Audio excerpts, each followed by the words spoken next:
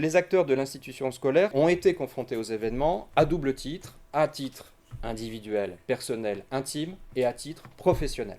Là, on a une confrontation entre deux sphères, deux niveaux, la sphère de l'intimité et la sphère professionnelle. L'articulation entre les deux, elle est une grande problématique dans le monde scolaire pour ces événements-là, parce qu'elle a mis en tension les deux.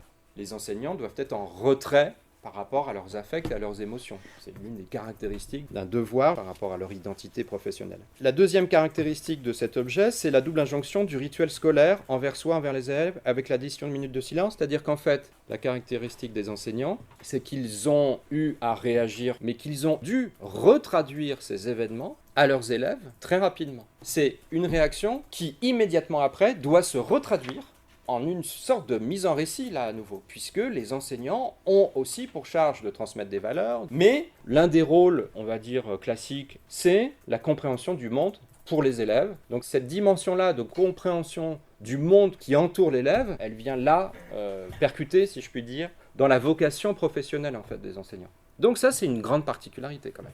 La grille d'entretien, les classiques, elle mêle à la fois une dimension individuelle et une dimension professionnelle. Par exemple, je commence avec les circonstances de la nouvelle, de l'événement. Et puis ensuite, on est dans les réactions, à la fois personnelles. On est dans les réactions ensuite professionnelles. Je reviens toujours sur ça, la journée du mercredi 7 janvier, ou après le vendredi 13 novembre. À partir de quand vous avez pensé aux élèves et à l'école?